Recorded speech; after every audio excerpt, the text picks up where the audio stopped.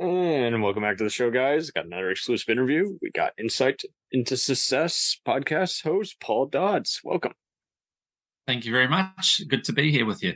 Likewise, it was a long time coming, and I was just like, I dig all this motivation advice and how it's becoming a common thing for every other podcast host. So why not have them onto the show and pick their brain about what caused them to craft this work? Uh, have you been listening to podcasts for quite a while? Yeah, look, I've listened to podcasts on and off for quite a reasonable amount of time. To be honest, I don't listen to them as much as I'd like to, just simply because I'm so busy doing my own thing. And that's always a bit of a challenge. But yeah, I do enjoy listening to them. But yeah, I'm trying to create them myself, so that takes up a lot of my time in conjunction with all the other things I do too. So very nice. I have a business I run as well, so it keeps me busy. Right. Now, obviously, you've talked before about how, why you crafted this, why it was a personal mission, everything. Who were some other people who you asked for advice and who just said, yeah, it'd be great if you started your own success podcast? Well, the thing about it is I actually it didn't come about in that way. It's come about in a bit of a roundabout way, really, because what I wanted to do is I wanted to create a website called Making Sense of Marketing to create free content to help small businesses around the world with their marketing. Now, through that, I thought it would be a good idea to go out and talk to some small businesses, hear about their marketing, and also give them some advice on what they could do. So originally I thought I would do that and do it as a video. And then through that, I kind of thought, well, I should do it as a podcast as well. Just turn it into a video and video component, podcast. Visual component. Yeah. And then from there, I sort of was thinking about it and thinking, well, you know what? I'd quite like to actually broaden that a bit and actually, talk to people about success. And success not necessarily being financial like it can be, but talk to people that have been successful in a variety of different ways and get a better understanding of, what it took for them to succeed and what challenges they had in their journey to success. So it was just an evolution, and it wasn't that I went out to anyone and polled them and said, do you think it's a good idea or not? To be honest, my attitude was, I'm actually really interested in this. So if other people listen to me, that's a bonus, but I just want to do it anyway.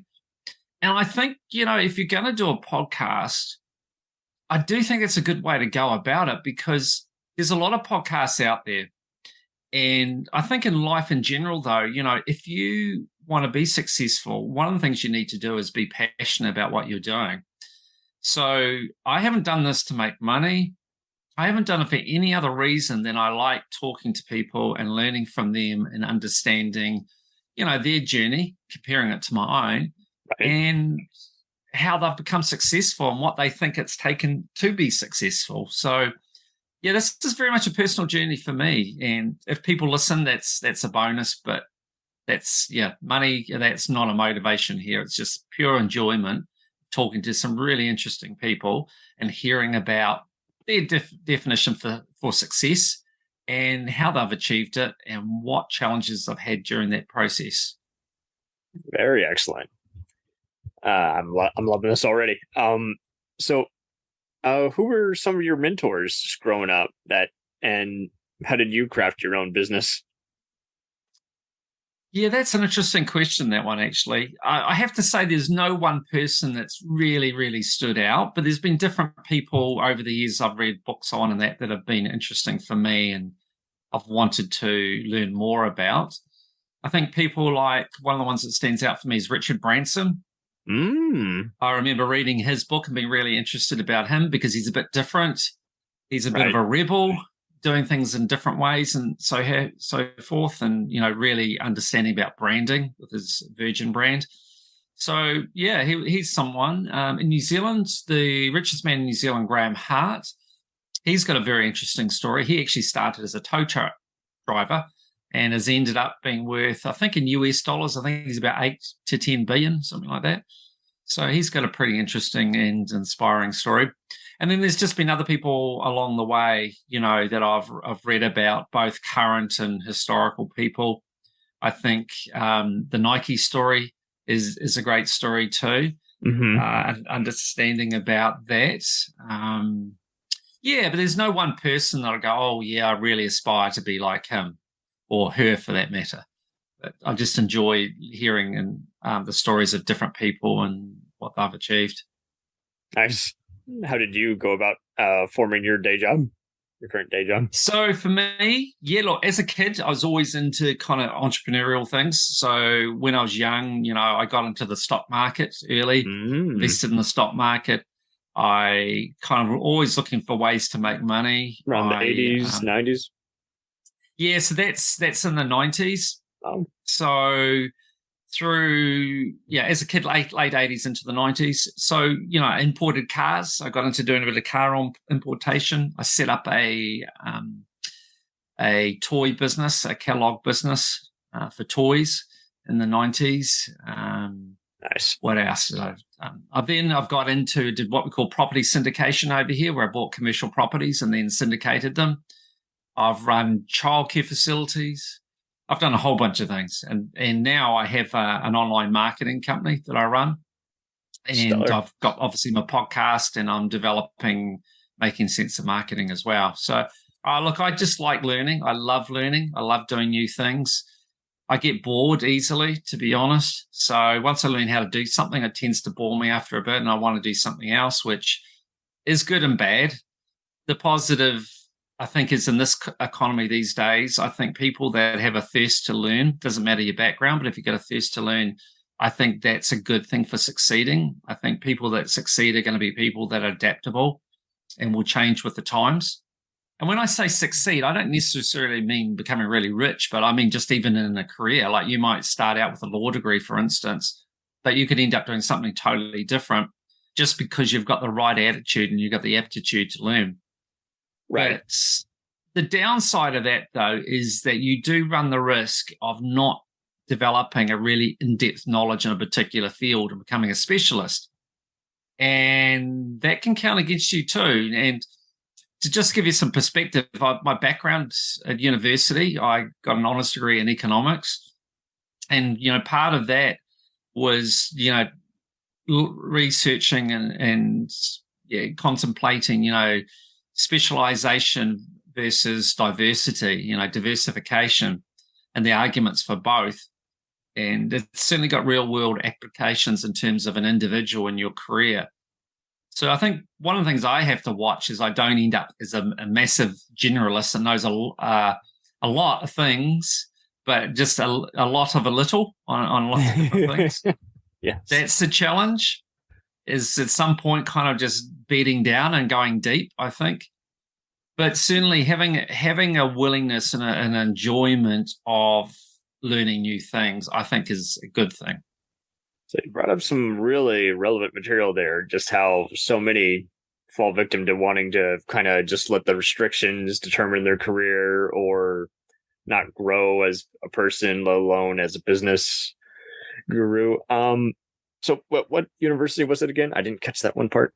Yeah, no. So I went to, well, you probably won't have heard of it. It's a university in New Zealand called University of Otago, which is down in the South Island of New Zealand. It's a very good university. It's an internationally regarded university. So, but yeah, I studied there. Studied a Bachelor of Commerce degree there. So it was in accounting and economics, and also did law as well. A few other bits and pieces. Excellent. So from your perspective, would you say just, you brought up just so much of how, again, you have to kind of just always be a chameleon, always put on different hats, always try and strive for different changes and finding out new, just like not even different kinds of businesses, but also just different types of formats, different type of positions. Do you think just there's some businesses that are still using a lot of outdated business strategies? Oh, undoubtedly. And, it just feels like, I don't know if it's real or not, but it just feels like things are just only sped up. and they're constantly changing, in terms relying of the on digital local marketing. traffic versus nationwide traffic wherever they're located. Yeah. And I just think, like with digital marketing, there's new technology coming out all the time. And these days, you just can't afford to sit still. You've got to constantly be evolving, adapting to the market conditions. If you sit still, in a lot of industries, you'll get left behind and your business will fail. I'm not saying that's the case in every industry. There are some more sort of older industries where maybe they're slower to change. But all in all, I think if you're a business owner, you really want to be flexible and be able to move quite quickly and adjust with changing conditions and changing 100%. technology. Yeah, and look, I think another thing too I'd add, is I think, well, I've always had, and I know I've kind of stolen it, not directly or intentionally, but it sings true to me. But I'm sure there's other versions of the same saying out there. And that is, you're only limited in life by the limitations you put upon yourself. And the relevance here in this discussion for me is that a lot of people go, oh, well, technology, that's for the people in the 20s. If you're not in the early 20s, you don't know and you get left behind, and, it's all that sort of nonsense. And then they go, and then the other one is sort of butt ending into that is, when you get a bit older, I find it hard to learn new technology, yada, yada, yada. Just a load of nonsense. If you want to believe that is a self-limiting view, and that's exactly what will happen. If you want to think that if you're not in your early 20s that you can't adopt new technology, you can't learn new technology, then absolutely that will happen. That will be the case. I don't subscribe to that. I love learning, and I don't give a damn how old I am or how old I become. I'll still be wanting to learn new things and stay up with technology, and I find I can pick things up really quickly. And that's, I think one of my skills is being able to learn fast. That's so true. There's many who decide to only stay in one particular lane. They want to do the work, but not be a leader or a manager. And then there's, many managers who say, I will pay X amount for all the tech gurus who are the 20 to 30 somethings, but I refuse to actually learn how it is. And do you think that also kind of goes into a lot of just many who, just are bad at communicating in general? Like they know something's wrong, but they don't know how to express their annoyance at something that is a underlying issue that needs to be addressed. Yeah, I think look, communication is a key point to success in business. Mm-hmm. And undoubtedly, that's often where businesses can fail is due to poor communication. So people can be limited by their skills, their communication skills, which again can be learned over time. You get better and better at it. And not without failings along the way as well. And that's the thing, unfortunately, we too often look at it as a failure as being, too limiting. Well, we see it as very limiting and self-defining rather than just accepting that it's part of our journey. And the main thing is not to keep repeating the same mistakes. Mm-hmm. You make mistakes, just the key is learn from them and then move on. Don't let it hold you back. And I think, there was a book I read not too long ago by Deepak Chopra, and it had some bullet points in it. And one of the bullet points I really liked, it really resonated for me, is he talked about just accepting what's happened in the past. Don't fight it, just accept that it's meant to be. And for me, reading that was actually really good for me because I'm sure a lot of people fall into the trap of wanting to relive historic events and rewrite them, and if only I did this, that, or the next thing, which, look, it doesn't really do you any good. I mean, you only want to look back on past events just to go, okay, what could I have done better? What's the lesson in that? What's the learning? Do that, but then move on. Don't keep watching the events and punishing yourself for it. Just accept it's happened, learn from it, and move forward. Excellent point right there. Excellent, it's so important. And I think of myself with communication. I mean, oh gosh, I get lots of things wrong. By personality type, I'm quite direct. want to cut to the chase. I don't have as much patience as some people might have. So that's one of my lessons I have to learn, is to try and temper that and get the best results. Oh, that's stellar. But we all have our challenges. Right. And I see many who, like you just described, they will cling on to something negative, and they want to ask endless amount of questions. And then next thing you know, 2 hours later, I'm like, you were asking the same thing you were asking at the start. Yeah. I've given you 5 different pointers. You've negated all of them. I don't know what more you want from me or anyone else here. And it's a tough deal. There's some people who they can't accept any kind of rejection. Why did I get my job application denied? It probably wasn't personal. Maybe it was, maybe it wasn't. But all you know is you're not working for that organization, so you got to move on to the next one. That you might. You had that one personal tragedy that set you and your life, your family, your career back a bit. Nothing you can do. You can't travel back in time, so you got to go to the next stage, getting around it. And so, don't you think? Sorry, go ahead. Yeah, no, don't you think though that a lot of it comes back to ego, people's egos. We allow our egos to limit us. I don't think they hate you. They don't want to be around you. That maybe I once had a wonderful tutorial in this one speaking class about, I want to say 6 years ago. And it was like, look at 5 TED Talks that you really like and explain why. And then, it's hard to find a bad TED Talk, but find a TED Talk that, for whatever reason, the speaker turned you off or waved their hands around too much to where it was distracting, some little inside, like, background body language kind of stuff that was, for whatever reason, probably not the best. Or, hey, they repeated their point maybe 3 different times unnecessarily, redundantly, in the closer of that paragraph they were reciting. But it was cool to know, is like, we have all these kinds of things. Like, my sister for the longest time was really bad at body space. She would talk directly in someone's face, and it's like, whoa, not a good idea. Oh, okay.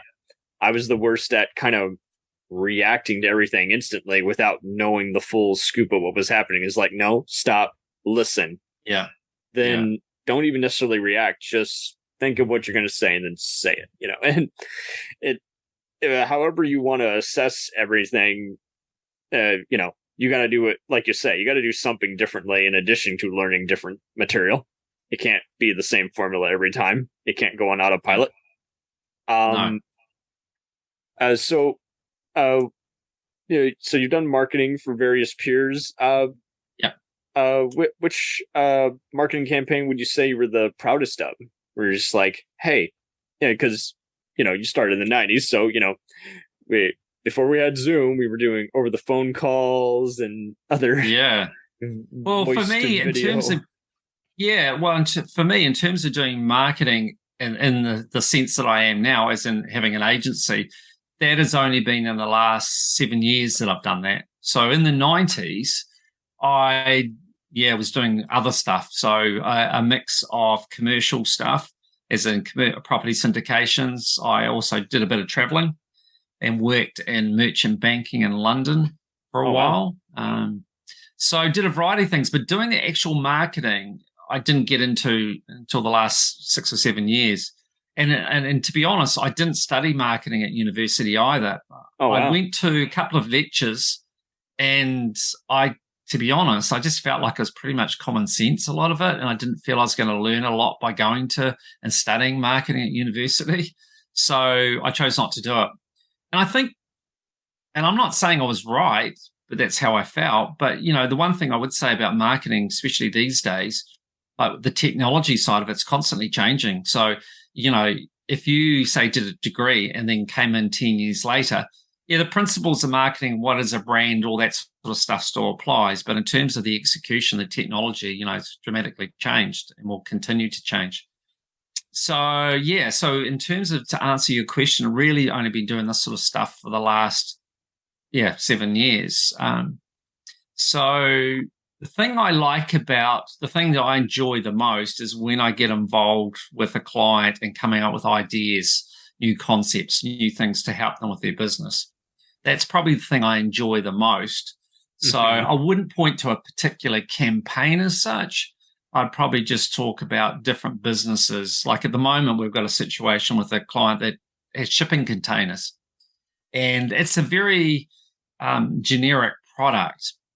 And it's how do you differentiate that product? How do they differentiate themselves from their competitors when there's really not a lot of difference? So getting involved in projects like that's quite cool because it really tests you to really to tap into your creativity, to think of ideas of how you can set yourself apart from everybody else.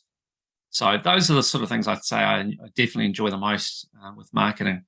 And already a lot of pointers, a lot of stuff to bite into there. And I've encountered so many guys who were trying to do brand ambassador stuff, but see, they were just doing the whole, I befriend you, and then I start selling everything to your family. And it's like, no bueno. This is like, you got to be a good salesperson. You have a likable persona. And it's cool that you kind of focused on also just a lot of the basics versus, what are the statistics, getting all caught up in all this other math that might be outdated or might be relevant, but not necessarily pertaining to your particular area you're going into. Have you heard of Open Door? Open Door.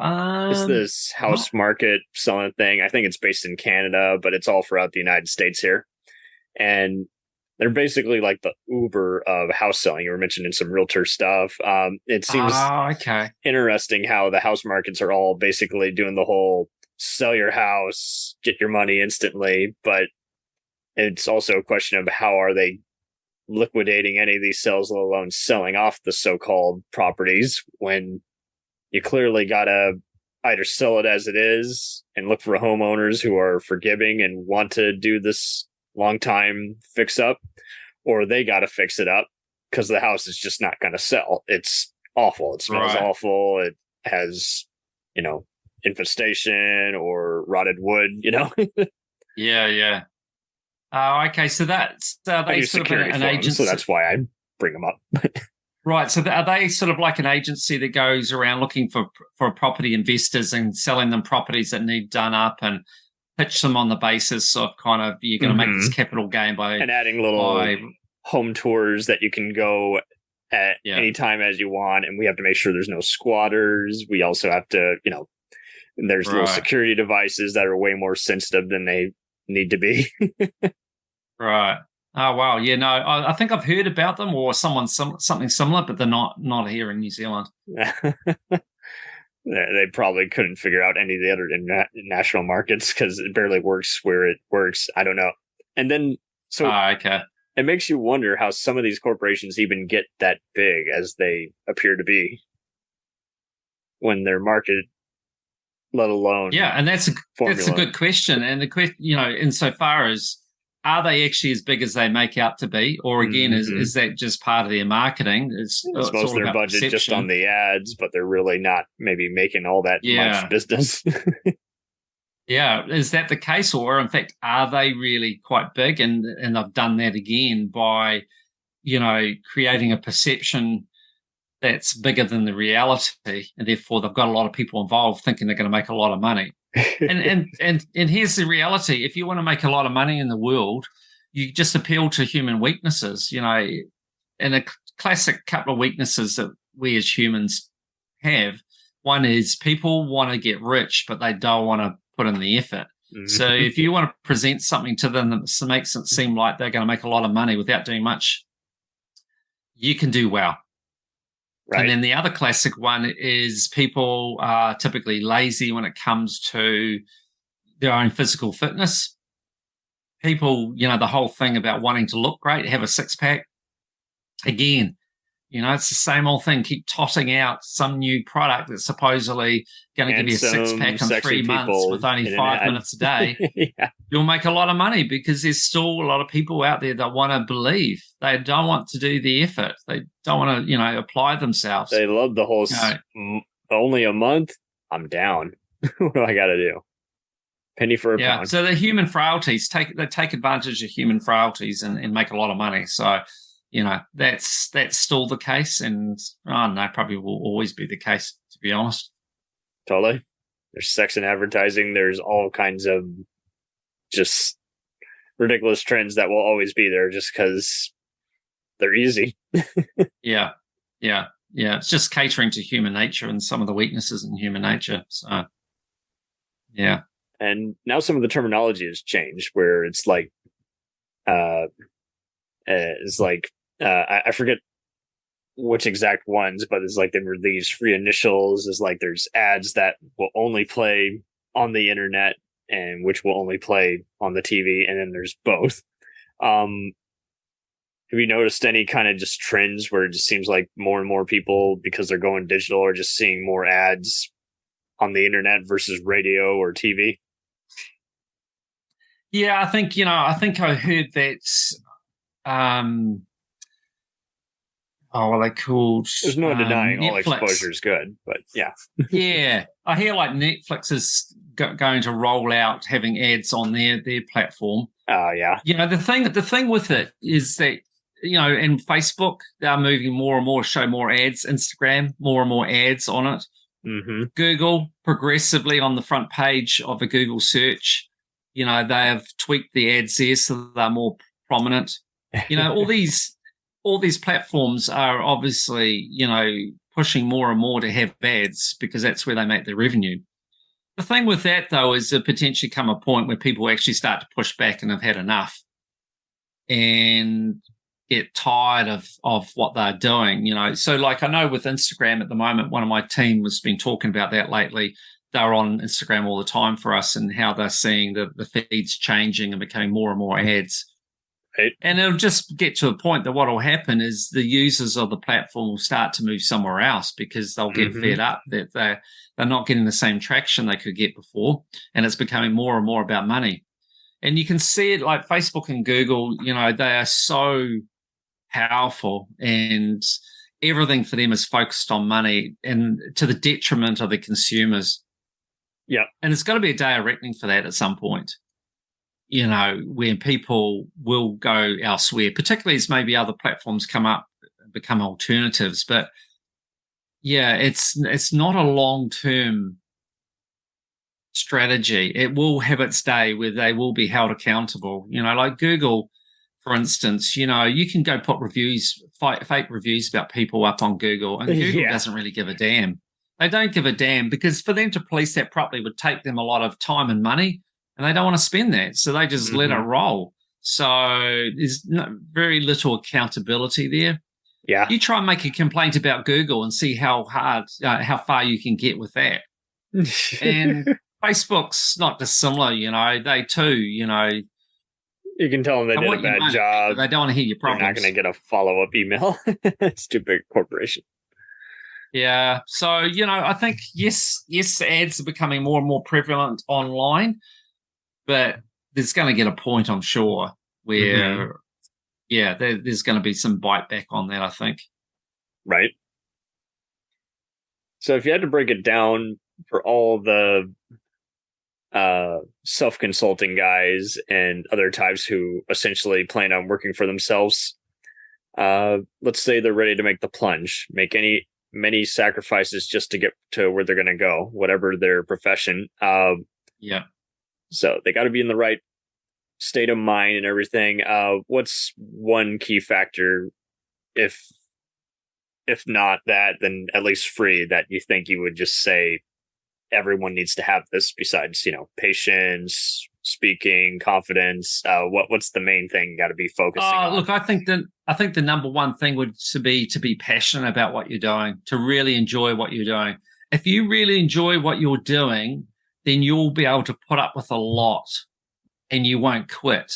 But if you're not 100% vested in it, if it's not really your passion, you're doing it just because you think you're going to make a lot of money out of it, there's no guarantee, but there's a high probability there'll be a day of reckoning. And at that point, when you're being really pushed, when things are tough, if it's not your passion, then you may either quit or fail.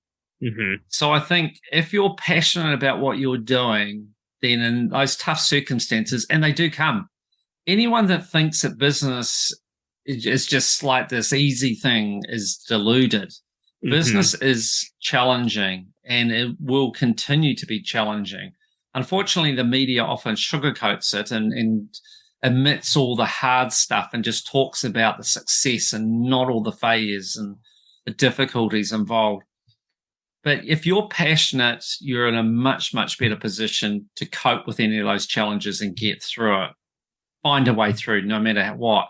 But if you're not, then there's a much higher probability of failure. So I think to me that it would be the number one thing, without a doubt, is to really love what you're doing, really believe in what you're doing. Admire it. Nice. Yeah. And often for people who are day-to-day workers, they seem to have a mixed set of responsibilities. Some have trouble balancing it out. They either got a family, they got other personal troubles that they're trying to not bring to work. They got a crazy schedule and other struggles to make ends meet. What are some other predicaments that you recommend they always avoid? Because it's not always easy. Yeah, look, honestly, you've got to find balance in your life. I think the word balance, if someone said to me, give me one word, if you had one word as advice for people,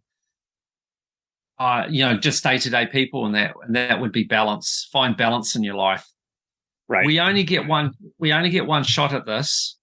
Our health is so precious.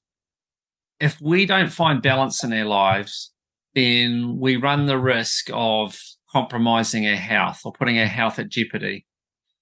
And if you don't have your health, you don't have anything. Mm-hmm. You could be the richest person in the world, but if you're terminally ill, what good's it going to do you?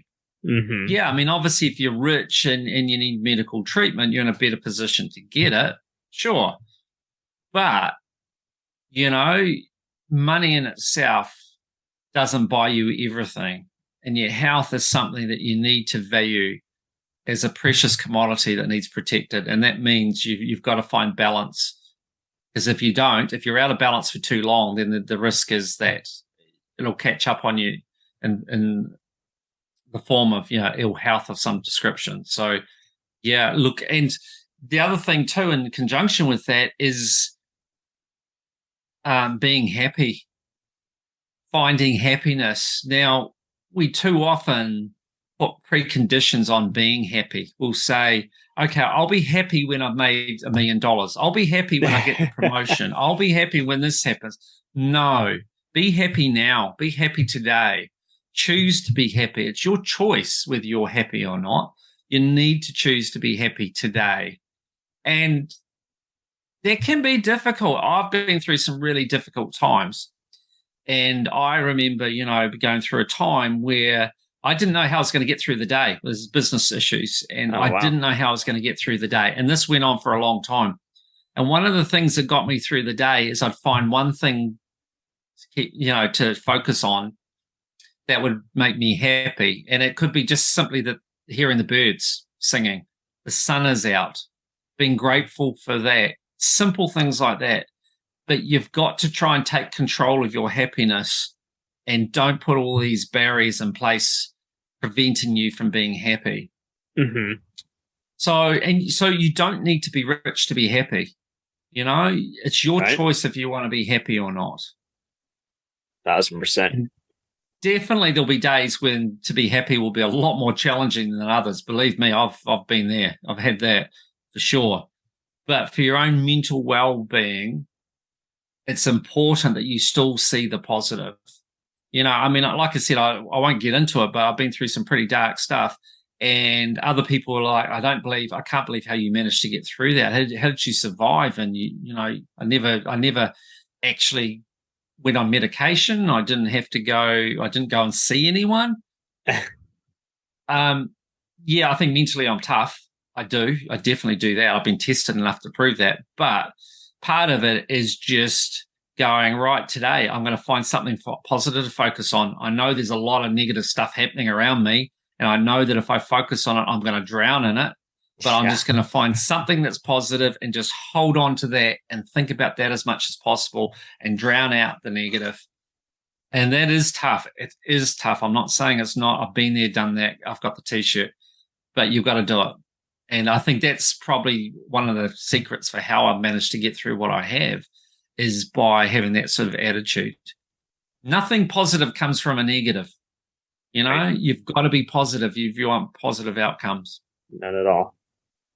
And I have to remind myself of that all the time. It's not like I'm Mr. Positive all the time either, you know. So I certainly haven't learned all my lessons completely, and it's an ongoing journey. But I do know, hand on heart, that, you know, you've got to try and keep remaining positive, find the positive in everything. You're much more likely to get a positive outcome. Whereas if you wallow in self-pity and negativity, how can you expect a good outcome from that? No, nothing. Not going to happen. Totally.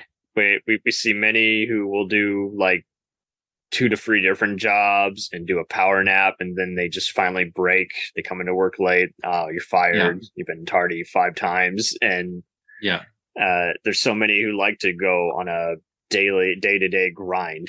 I know a few other peers who love melodrama, which is just so bizarre. Why would you seek more drama when you're already going to get it naturally and have to avoid it or solve it? Why add to the pile? It's adding fuel to the fire, if anything. Now I'm seeing a lot of peers who, you know, it's already tough enough when you're in college, what have you, and you're having to, you know, get with an advisor, figure out what is it I want to do that, you know, I could live with, I'd be happy, I would work to this, it would be a realistic goal, I know I could achieve it, I'd be open to achieving it, I'd be open to trying that, I think it can work well. Ultimately, there are many who are still dissatisfied. I encountered many peers, both personal and just from afar, who were just quitting, just day in and out. It's like barely lasting even a few years, let alone a few months. But we try to be positive and progressive here. For those who they had a rough go at it and they're just looking to change their ways, what's the first thing you recommend for they got a spotty resume and they got to touch it up some, and they got to talk in a way which is both natural and not scripted? What are some ways where they can probably finally just make a killer interview? Yeah, I think the first thing, I'm going to take a step back there, because I think you've just sort of touched on something which is a big deal and it's a challenge. And that is, when you go to university, you know, you're not very old. You haven't had a lot of life experience. Mm-mm. And as a consequence, it's pretty hard to know exactly what you want to do. And like in my own experience, got to university and then you become aware of all these other things that you didn't realize were out there. So you're suddenly seeing, you know, almost endless options. Right. So I think it's incredibly hard for people to actually decide at such a young age a career and that be it. So my first piece of advice really would be, don't be too hard on yourself, and don't feel bad if you don't get it right. So you go to university and you do a law degree, and then you decide later that you don't want to be a lawyer. That's okay. Don't be too hard on yourself about that at all, because it's a big ask on people to expect them at such a young age to get it right. And particularly in a climate where jobs are changing, you know, there's new roles coming out all the time that maybe weren't even conceived when people were at university, you know. So back in my day, you know, that's going to continue to happen. So you've got to kind of cut yourself a bit of slack and not be too hard on yourself if the first career you go into doesn't work. Mm-hmm. And I think just being honest about that and saying it didn't work. But I think the thing to sell yourself is always to go, look, I did my law degree, but to be honest, I've gone out there and, you know, I've had a few years at it and realized it's just not for me. But at university, I was so young and it was hard to decide. But what skills I do have is that, you know, I have a real propensity to learn. I love learning. I'm interested in lots of things. I'm comfortable, therefore, to take on new things. I love challenges. I love working with other people and selling yourself in that regard. And then people, aren't going to go, oh, gosh, they went into law and they failed at that. No. Hey, look, I was at university. I get it. They didn't like law, fair enough. But gosh, they've got a really good attitude. They love learning. They're adaptable. They work well with other people. So, okay, they're wanting to come and, I don't know, apply for this job doing something entirely different. As much as they don't have that degree in that, they've got all the skills, and attitude for it. And that's what people want to see, So I think you've just got to front up on it and just be honest and say, look, wasn't working for me for whatever reason. But don't forget what you would have learned in that time, what skills you would have developed that potentially are transferable to other industries. Just because you say we're in law doesn't mean that you haven't developed skills that would be relevant for other areas, like public speaking, maybe, obviously working in a team with other people, leading teams, written communication, etc. Having to go, maybe you had to go and work in a different field of law to what you've done historically and had to go and, study up on that. So there's lots of things that you could be doing that are transferable. And just the case of then is firstly realizing that and then selling that to your potential future employer. From typing to whatever business skill set you want to implement, to accounting, to cash register, to delivery, CDL license. It seems like so many will undervalue those skill sets. They're like, well, okay, you had to work that awful mom and pop store to work at this giant corporation. And it seems like, yes, like you say, they do sell themselves short because even if they are on the same mindset of, fail and then do bigger, get back on your feet, they don't put two and two together back and then. I've noticed that some job employers will often be just bouncing off the usual questions that they've been required to ask for so long, even if the questions don't necessarily pertain to current day. What are some other ways to kind of just pierce through the BS and determine why that interview probably went south? Because there's many who will do a disservice. They don't want to hurt your feelings, so they won't say why they turned you down. Yeah. And then to ask them a question, did I do something to offend? They often won't respond back, or they'll just say, oh, just do better next time. Did I goof up the interview? Did I dress inappropriately? What made you say I think on the rocket? Yeah, I think the first thing though is like if you're really, particularly interested in a job and and being successful in getting it, then you need to be proactive right from the outset. You've got to set yourself apart from everybody else. Mm-hmm. So that includes, your CV, sending that in. I mean, I have, we're recruiting people from time to time. And for instance, when we're looking for a marketing person, first thing I look at is the presentation of the CV. If it's just kind of like on a Word document and they're coming for a job in the marketing department, not interested immediately, because that's like your skill should be in marketing yourself. So I want to see a really well-presented CV. I want to see a CV that shows a bit of personality, a bit of individuality, not just the same old stuff. So, and then when you get to the interview, it is actually showing that you have researched the business, that you're interested in it, and have some good questions lined up to ask them. Be proactive. Don't just be reactive. Be proactive in the meeting as well. Obviously, balancing it, you've got to allow your potential employer to do their thing. Don't try and overpower them, but when the opportunity is there, to actually ask some pertinent questions back. And if you did then find that you weren't successful, then you could ask them. No reason why not to. Look, just for the future, have you got some pointers of things that maybe I could look at that would have helped me advance my application further? But you've got to be proactive. You can't be passive. You've got to stand out from everyone else. So I like seeing people that are different. I don't want to see people that are just the same and just putting out the same, monotonous content. I want to see individuality, people with a personality and a real go-getter kind of attitude. Go-getter is definitely what they're often looking for.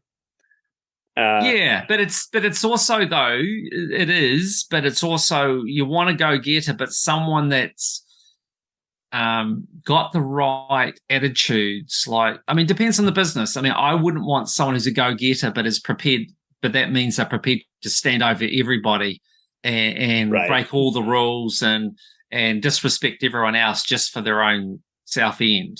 I wouldn't want that. I want someone that is within the ethics of the business, the confines of the business, is going to work with everyone else, but is going to, wherever possible, endeavor to excel and help their team members excel as well. So, you just got to be careful. Otherwise, you'll end up with someone who could destroy a business just by, coming in and disregarding everything for their own self-interest. Pick a person who is shown a lot of ambition and wanting to grow versus, well, they've been a talking piece at the company for so long, so therefore they're available, so give it to them. People don't like seeing someone with as much emotion as a brick wall. And at the same time, it's also frustrating when, if no one else goes up to the plate, everyone else will. I'll sometimes see some managers okay. I gave you X amount of time, but they didn't pursue it, and no one else wanted to do it, so they just opted to whatever default that was there.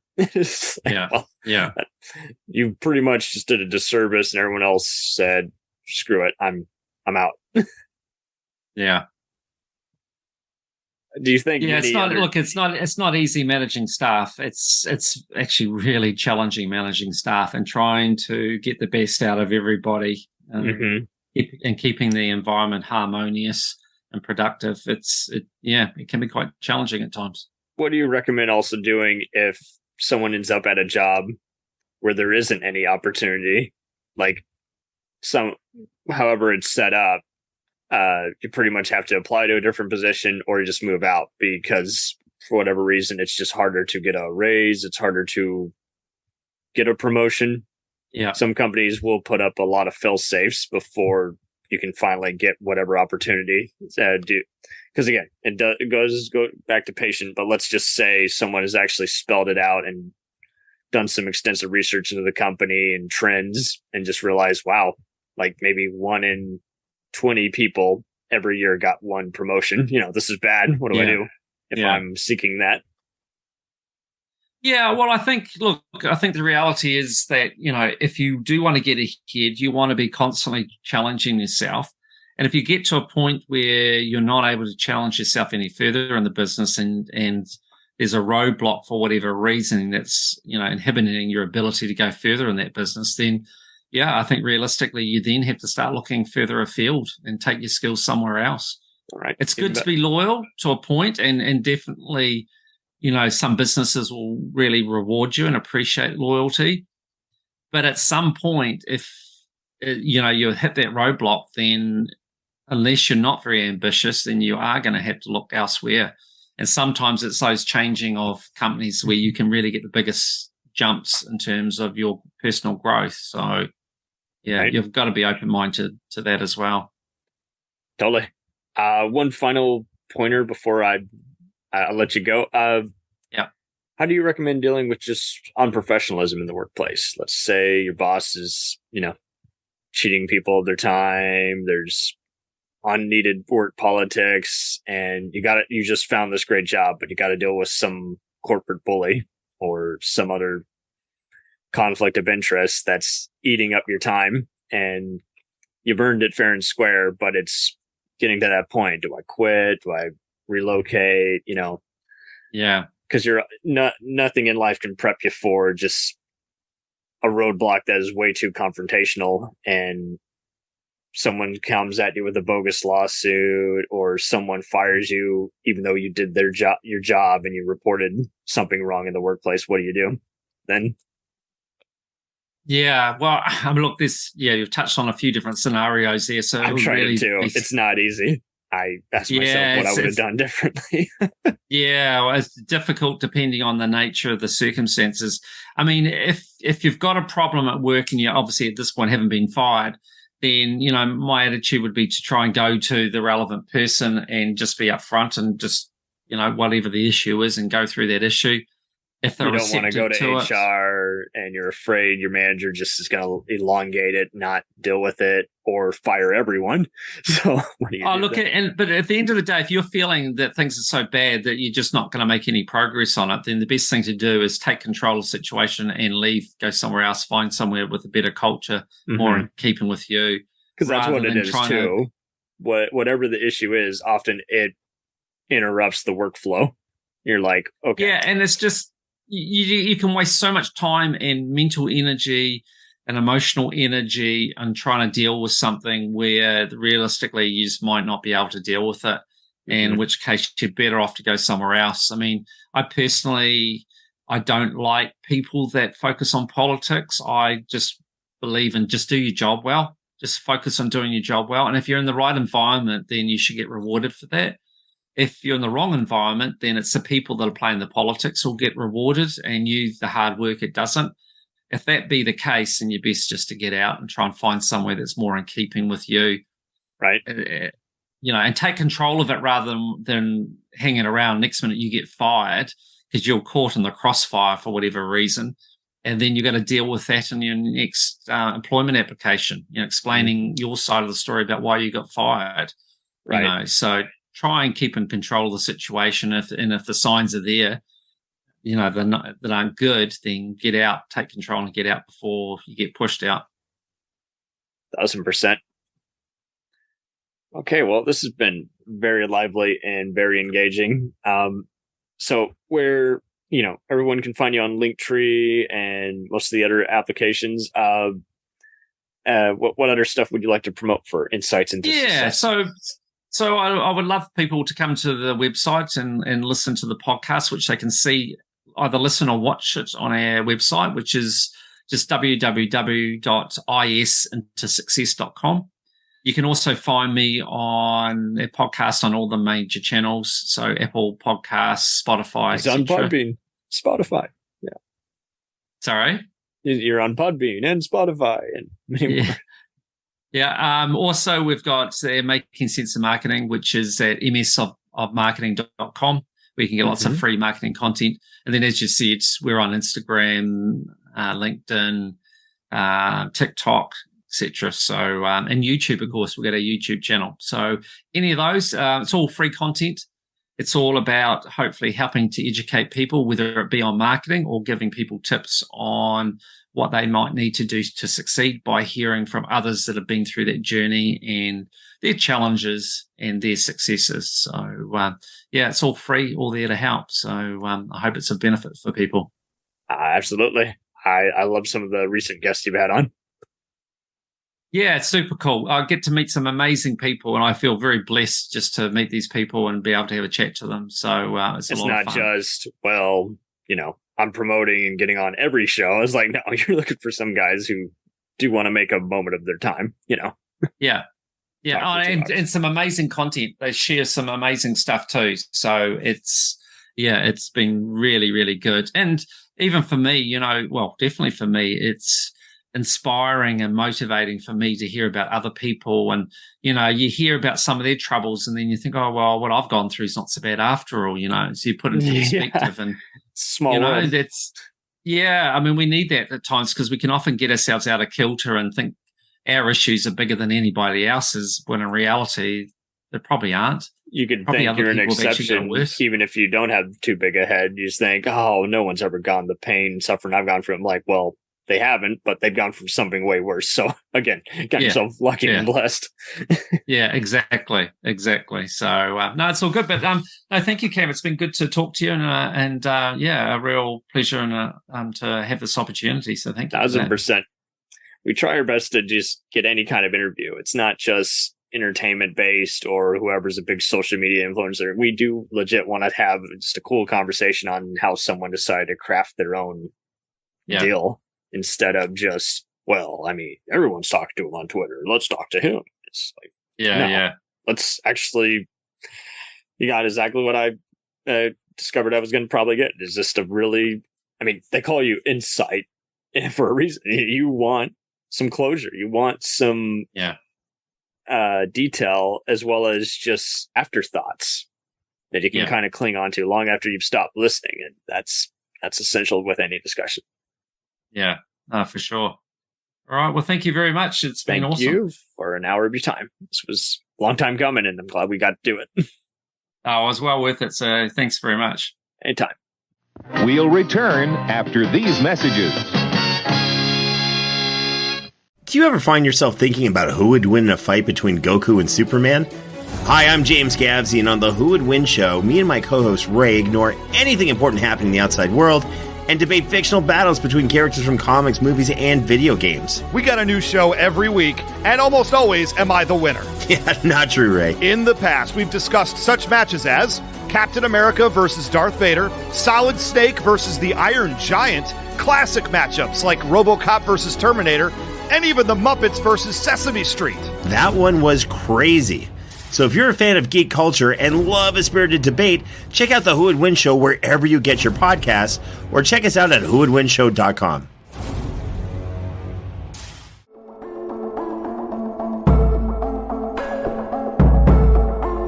We let things pile up in the DVR, we add them to our queues, we wait for the DVDs and Blu-rays. We time shift. The Time Shifters Podcast. Sci-fi, horror, fantasy, superheroes, comedy, action, film, television, maybe some not-so-current events. Find us on iTunes or at timeshifterspodcast.com. Cool thing about Blind Knowledge is we are in multiple countries. We are worldwide all across the globe.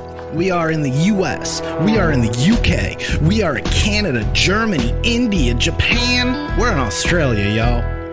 BlindKnowledge.com. Now back to the feature presentation. Dragon Ball Z, One Piece, Naruto, all things that we love, all manga that were originally published in the legendary magazine Weekly Shonen Jump. But not every series can run for 300 chapters and have a hit anime. This is David. This is Jordan. We're the hosts of Shonen Flop. Each episode we look at manga that ran in Jump that didn't quite make it. We discuss what it did wrong, what it did right, how the series could have turned itself around, and ultimately, was it a flop or not? We're on all your favorite podcast apps, and you can find us at shonenflop.com. Keep on flopping, floppers.